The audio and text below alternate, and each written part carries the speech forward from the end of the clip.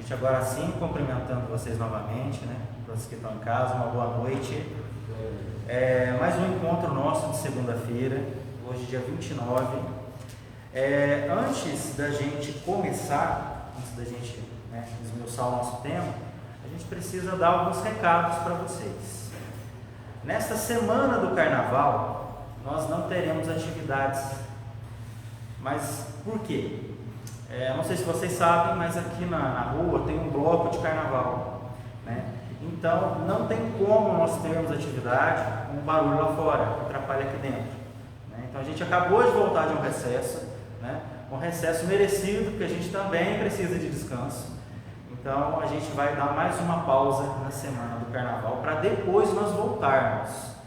E quando nós voltarmos, teremos novidades, né? Nós teremos aqui nas sextas-feiras, a partir do dia 16 de fevereiro, na sexta-feira, às 8 horas da noite, nós vamos ter um curso de passe. Esse curso de passe deve durar aproximadamente 4 semanas. Vai ser dia 16 e 23 de fevereiro, dia 1º e 8 de março. Então, se vocês quiserem participar desse curso, se quiserem se tornar passistas, os que já são passistas, quiserem se reciclar, fiquem à vontade, que a nossa casa vai estar de portas abertas.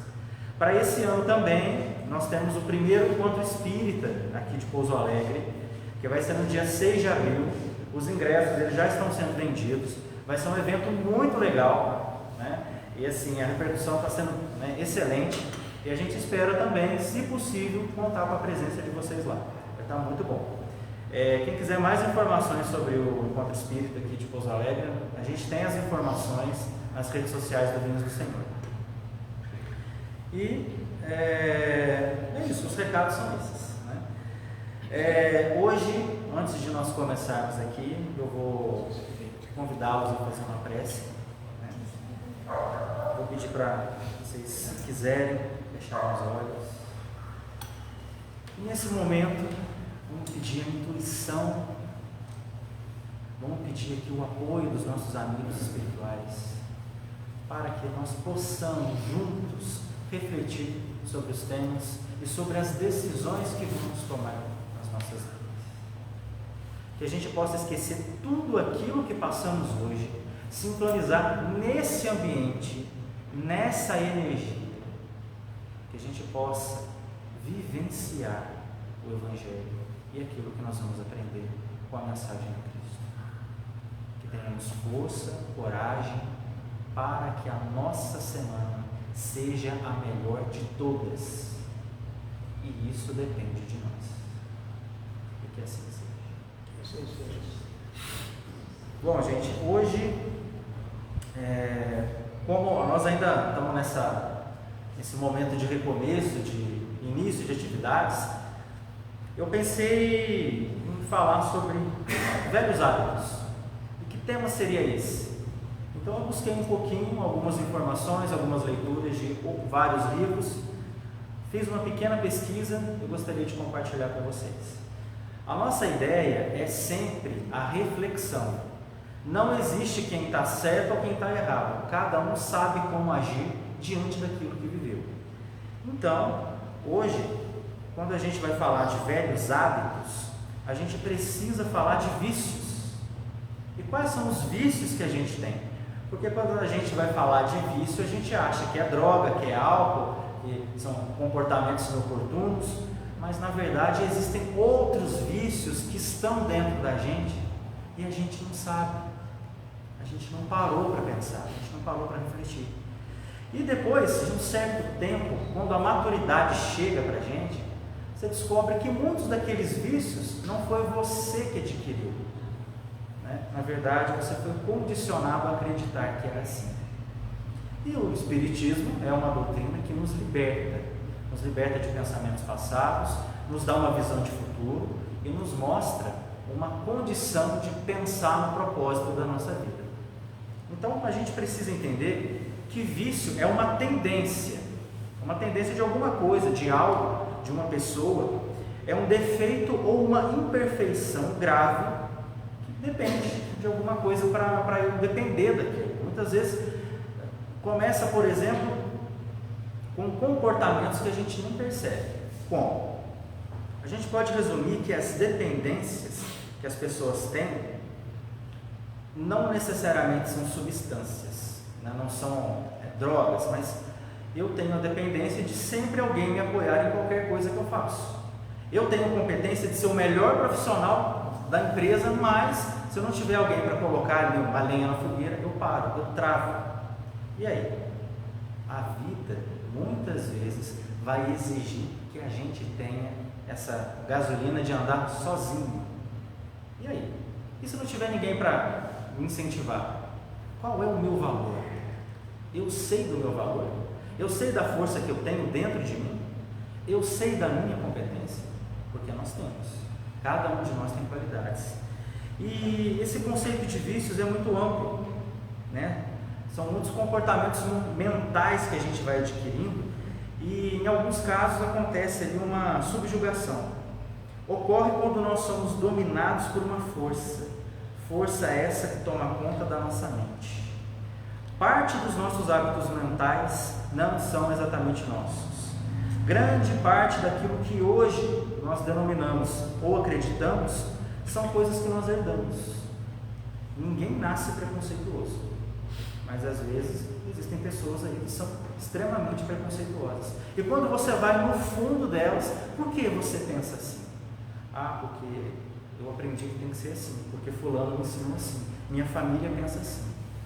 Tá, tudo bem, mas e você? O que você acha disso? Você já parou para se perguntar?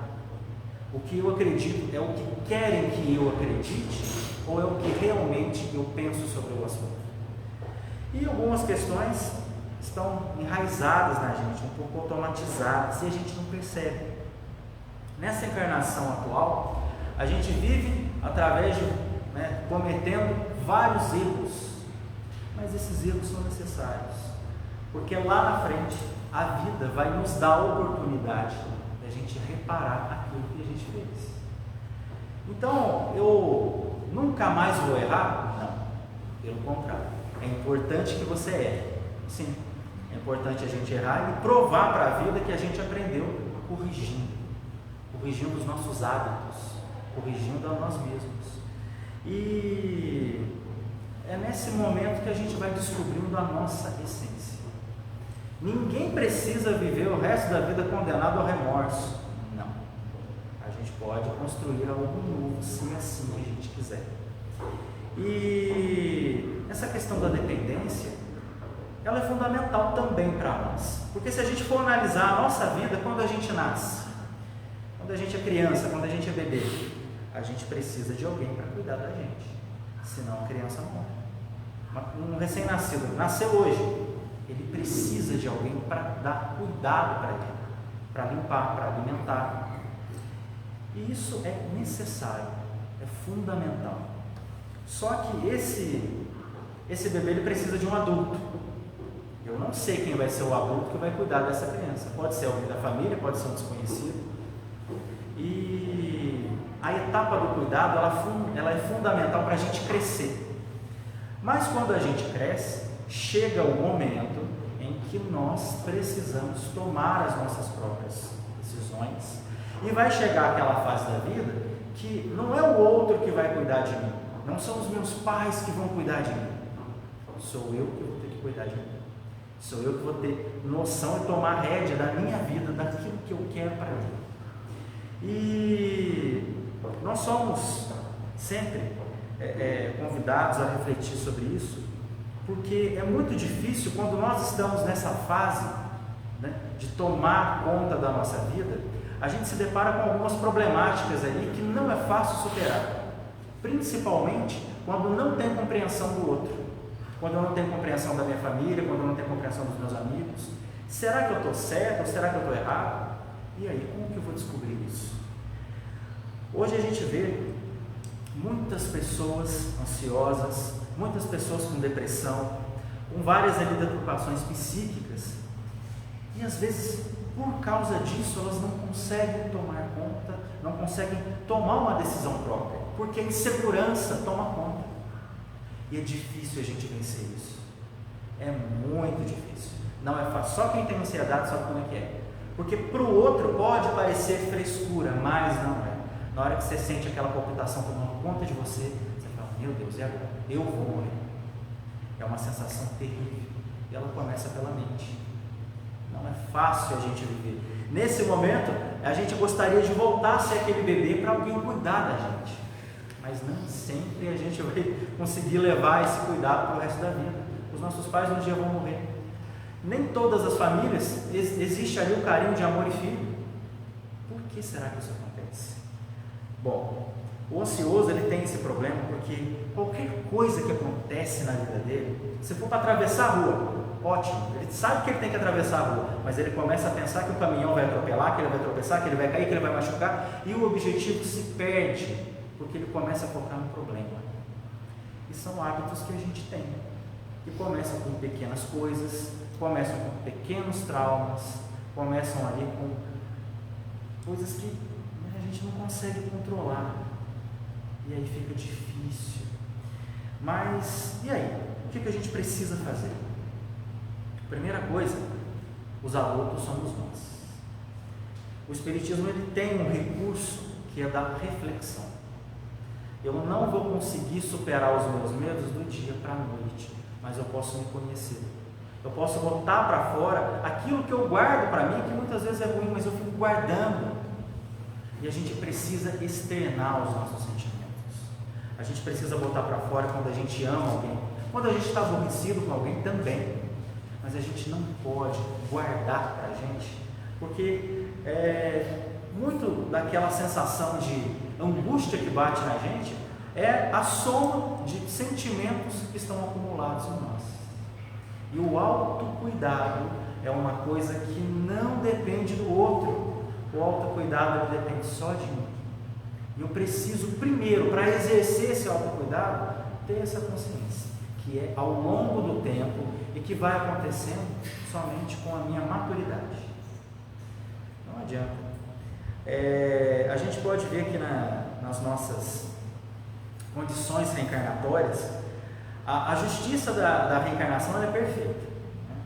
Eu posso não ter a família que eu quero, muitas vezes é um inferno dentro de casa, mas são as pessoas que foram necessárias para mim nessa encarnação. Se a gente for buscar nas leituras espíritas, existem muitos relatos de inimigos de vidas passadas, de ferrenhas brigas e vidas sucessivas que eles não conseguiam se perdoar.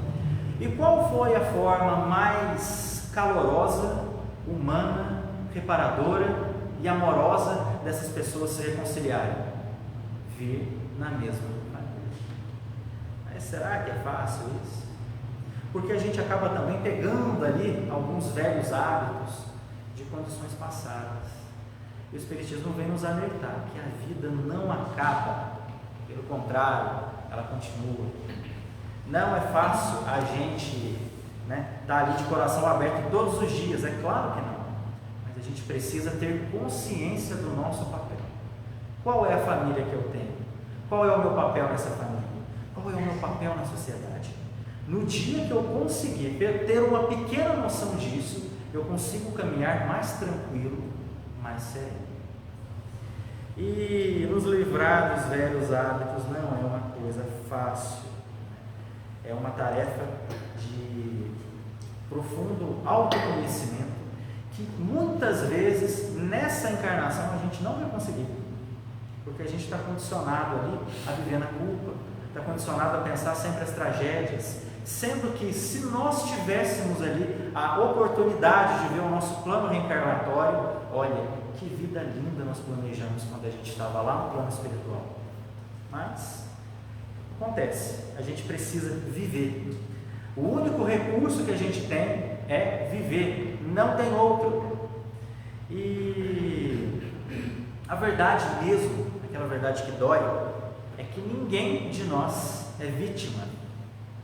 Cada um de nós escolhe o caminho, o resultado através daquilo que a gente pratica na nossa vida. É mais fácil aceitar a dor quando a dor nos visita. Por quê? Porque quando a dor vem, ela não pergunta se você quer, ela simplesmente chega. E saiba que os momentos dolorosos são necessários na nossa vida. E a espiritualidade sabe disso. E sempre que a dor vai bater na tua porta, é porque todos os outros recursos já foram esgotados. E muitas vezes a gente não percebeu. A gente não percebeu a intuição dos bons espíritos, a gente não percebeu ali os recados que Deus dá para a gente através das outras pessoas que estão no nosso dia a dia, porque a gente está preocupado sempre com o amanhã, com essa ansiedade de querer tudo agora. Olha, eu tenho determinada coisa para fazer, leva alguns dias. Não, eu quero agora. E esse agora vai deixando a gente doente e a gente nem percebe. Esse ritmo frenético que a sociedade impõe para a gente esquece de respirar, a gente esquece de pensar. E é difícil, porque nem sempre depende da gente. Você passa raiva todo dia. Como que eu vou chegar em casa e ter um momento para mim? Eu preciso trabalhar, eu chego cansado. E aí? O que eu faço? Entendem que não existe uma receita? É difícil, mas a gente precisa tentar. A gente precisa criar os nossos recursos para a gente se conhecer.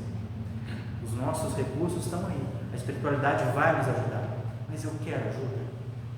Eu realmente estou disposto? Eu digo para vocês que, como não tem receita para passar pelos bons momentos e pelos maus momentos, a única coisa que eu posso garantir que vai surtir um efeito, você acreditando ou não, é que para os momentos ruins, oração. Para os momentos bons, oração. Orar, colocar em ação. Eu quero mesmo colocar essa ação? Ou eu vou ter que depender de alguém para que eu entre em ação? Porque quando a gente chega lá no plano espiritual, não tem essa. Aí eu fiz tal coisa porque o fulano falou que eu tinha que fazer. Tá? Foi você que fez? Então é você que vai responder por isso. E a nossa conduta, ela precisa de coragem. E é essa a coragem que vai determinar o nosso futuro. A vida, ela sabe muito bem o que faz. Nós não sabemos, mas a vida sabe. E a gente precisa utilizar esse recurso intensamente, que é viver. E os nossos vícios mentais, as nossas compulsões, as pressões, os traumas, as coações, esses desajustes amorosos, às vezes, que a gente passa, os conflitos na nossa zona mental, o que é? O que isso significa? Na verdade, esses vícios mentais não passam de efeitos externos dos nossos conflitos internos. E os vícios, quando a gente começa a falar agora de uma coisa mais física, os entorpecentes, as drogas, na verdade são recursos que as pessoas costumam utilizar quando elas estão no seu desespero, quando elas não enxergam ali a solução para um problema. E aí o que leva a pessoa muitas vezes a se drogar? Ou com medicamento, ou com alguma coisa ilícita, ou com bebida. Ela não sabe lidar com a sua própria dor.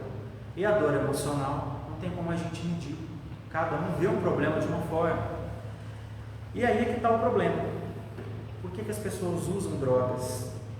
Primeiro, a gente não sabe qual que é a condição de vida que ela tem. Às vezes aquela pessoa começou a usar drogas porque a moça pode ter engravidado e a família expulsa de casa, o jovem é gay e o pai não aceita.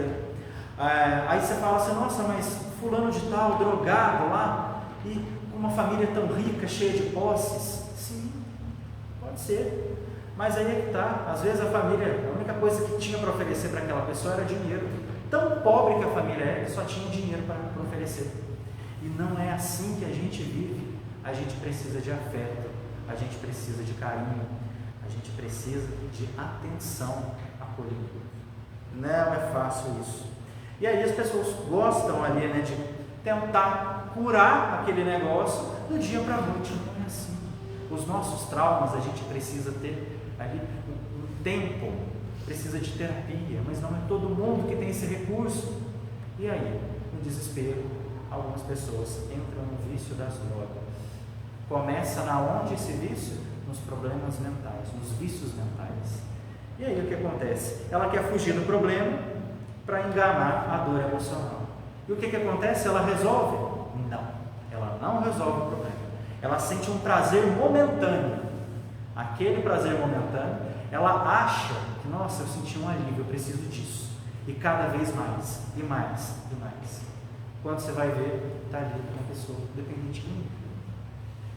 E são problemas que muitas vezes acontecem pela falta de atenção. É fácil viver? Não, não é fácil. E a vida exige de nós postura. A gente tem que ter uma postura. E o Evangelho nos ensina que a gente precisa acolher. Mas a nossa principal dificuldade é no acolhimento, quando a gente precisa falar não. Eu não sei se vocês têm filhos, mas meu pai me dizia que quando eu era criança, quando ele me batia, doía mais nele do que em mim. Eu acredito. E é mais ou menos assim, porque quando algo nos desagrada, a gente precisa ter uma postura. Muitas vezes você sabe que o que aquela pessoa está pedindo pode ser prejudicial a ela, mas ali, para evitar um certo conflito, um certo problema, você acaba concedendo.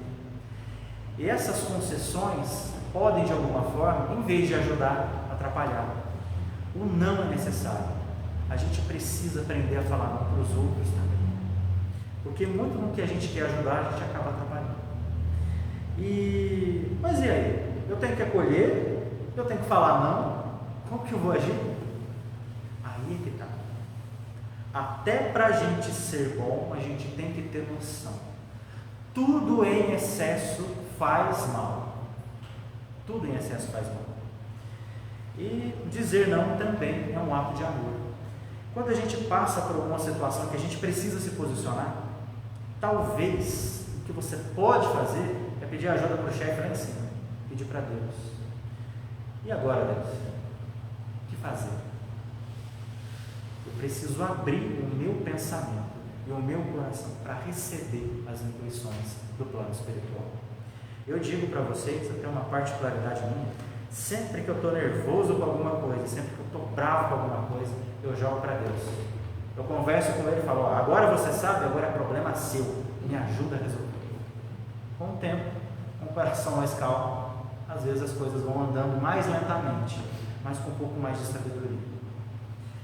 E é tão difícil esse tema, colocar os nossos velhos hábitos à tona, velhos hábitos que a gente quer esconder da gente mesmo, mas é muito mais difícil quando o outro apresenta para você uma coisa que você não concorda. O que a gente precisa fazer para não entrar numa briga, não entrar numa discussão? A gente aprende que para discussões calorosas, a gente tem que trocar a violência pela inteligência. Isso a gente pode fazer. Como? Mudando os nossos velhos hábitos. E como que eu vou mudar os meus velhos hábitos? Colocando para nós as nossas mazelas, mostrando para nós ali no espelho real aquilo que a gente realmente é. Ninguém é perfeito, todo mundo vai errar. Quando eu falo descontroladamente, sem educação, sem respeito, quando eu começo a opinar na vida do outro sem saber a dor que o outro está sentindo, eu estou sendo deselegante. Quando eu começo a mentir, minto todo dia e exijo que o outro seja verdadeiro comigo. Pô, mas como? Como que eu vou exigir uma coisa que eu não estou dando? Quando eu lamento a vida para os outros terem pena de mim, eu não posso fazer isso. Pelo contrário, eu tenho que usar essa história triste e servir como uma inspiração para mim mesmo. O que é que eu quero?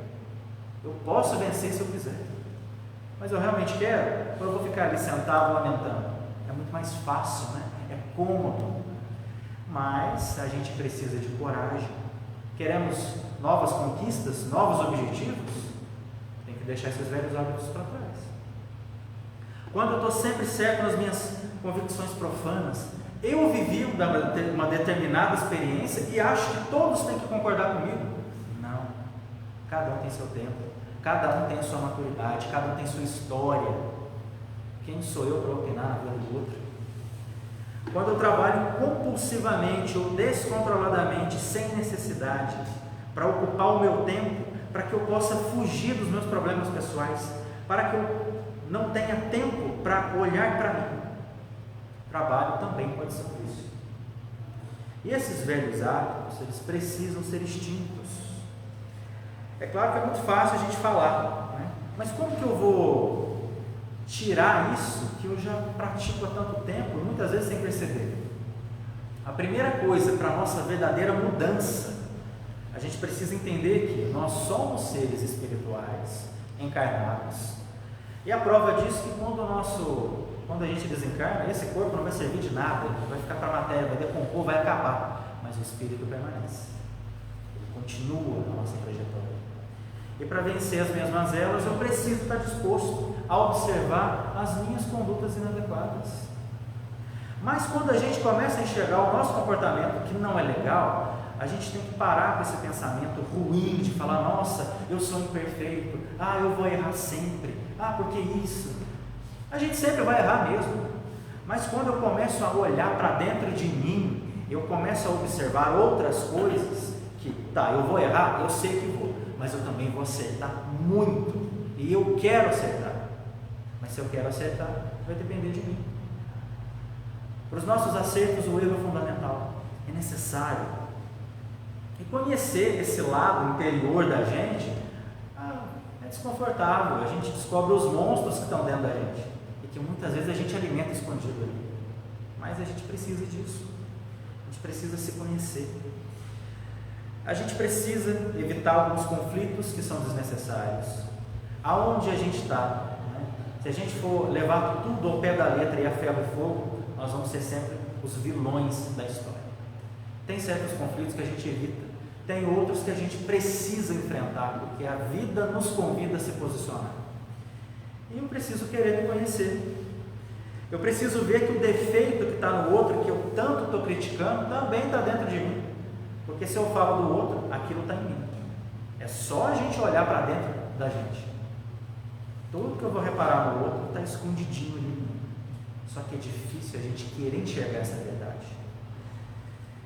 E quando a gente sabe o que a gente é, quando a gente sabe o que a gente quer, o caminho fica mais fácil.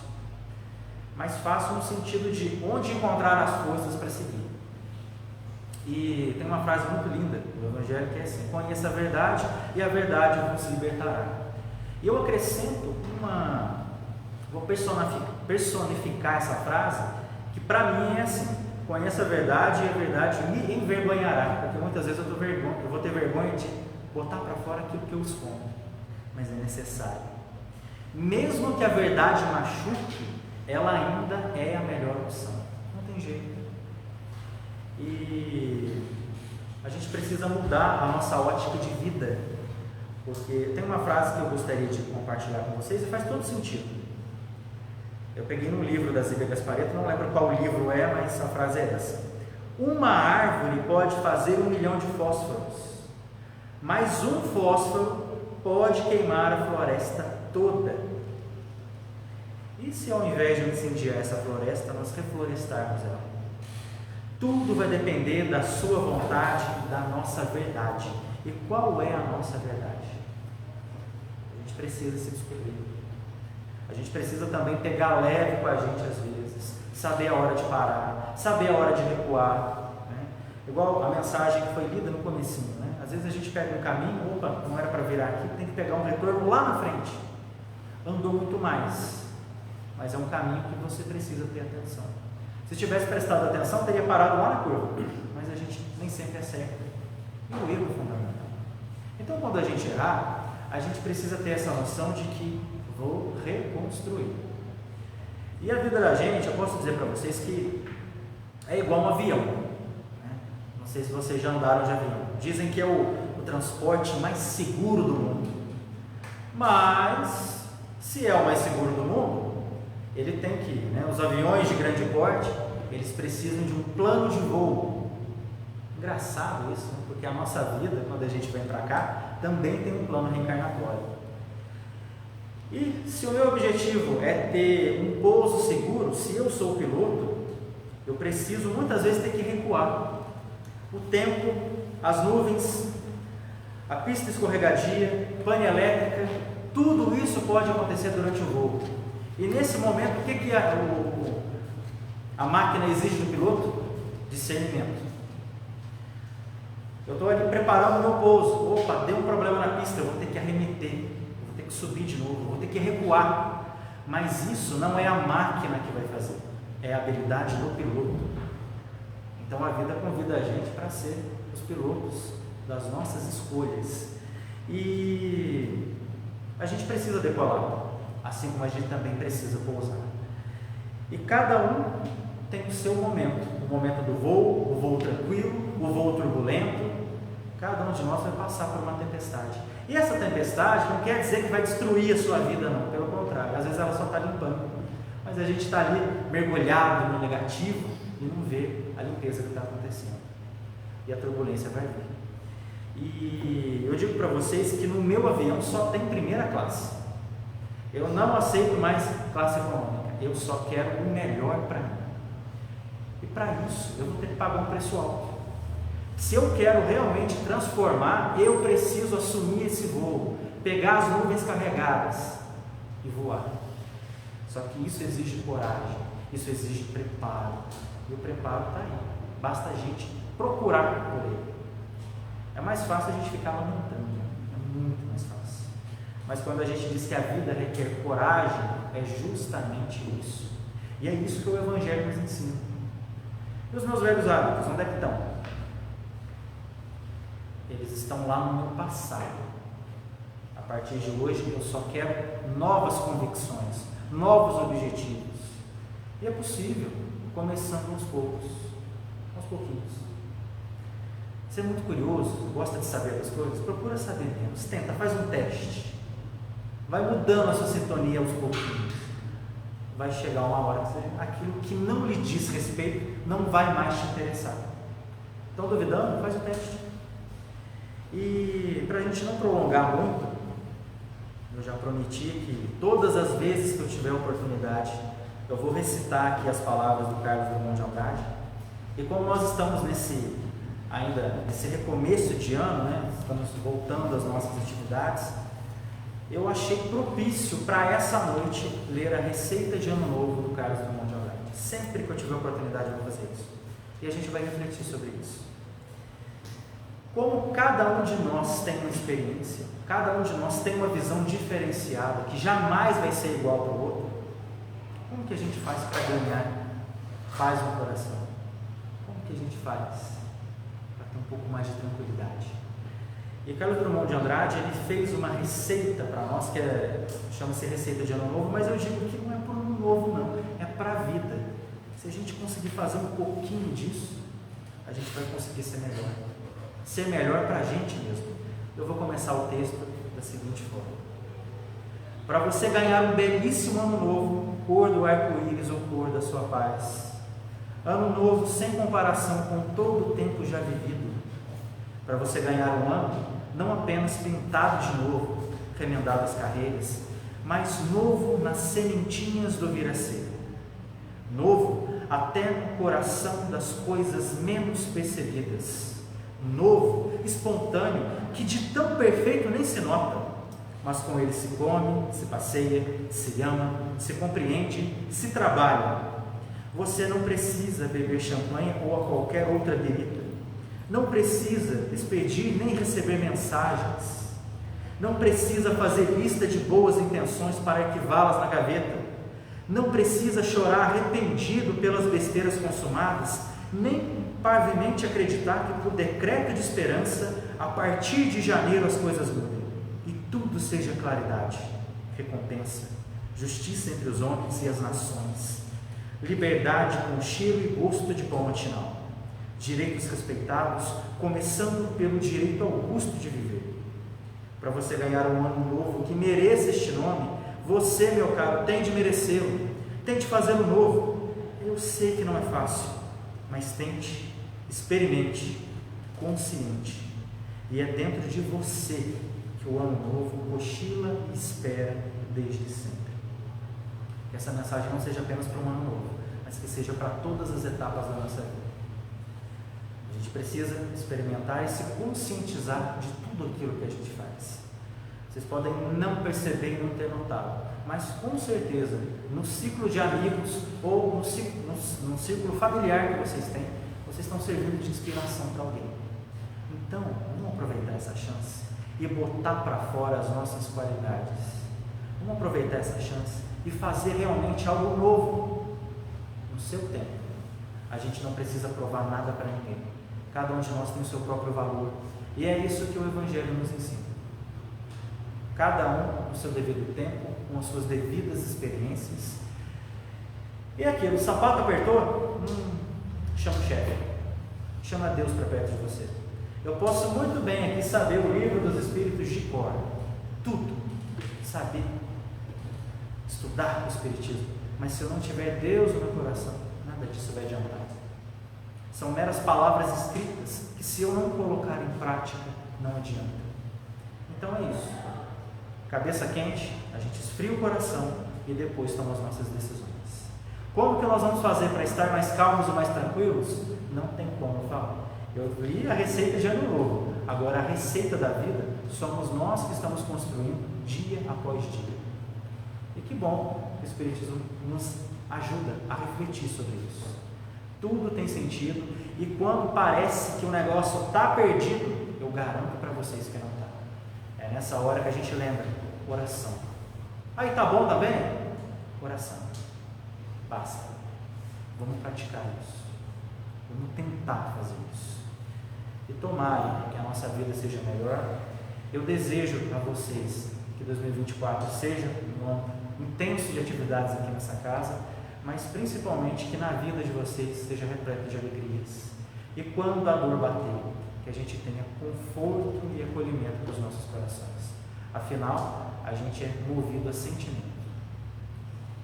Eu agradeço, espero ter correspondido, né? Agradeço mesmo a presença de vocês, que é uma energia incrível. Vocês saírem das suas casas, estarem aqui com a gente, isso não tem preço. Eu agradeço de verdade, muito obrigado, e que a gente possa voltar para as nossas casas mais tranquilos, mais reflexivos. E para isso, eu convido a vocês agora para a nossa prece de cartas.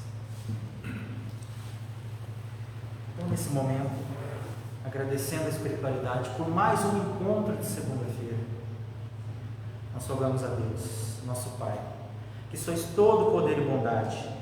Dai força àqueles que passam pela provação. Dai a luz àquele que procura a verdade. Ponde no coração do homem a compaixão e a caridade. Deus, dai ao viajor a estrela guia, ao aflito a consolação, ao doente o repouso. Pai, dai ao culpado o arrependimento, ao espírito a verdade, à criança o guia, ao órfão o Pai. Senhor, que vossa bondade se estenda sobre tudo que criastes, piedade, Senhor, para aqueles que não vos conhecem, esperança para aqueles que sofrem. Que a vossa bondade permita os Espíritos Consoladores espalharem por toda parte a paz, a esperança e a fé. Deus, um raio, uma faísca do vosso amor pode abrasar a terra, deixar-nos beber nas fontes dessa bondade fecunda e infinita, e todas as lágrimas secarão, todas as dores se acalmarão. Um só coração, um só pensamento subirá até vós, como um grito de reconhecimento de amor.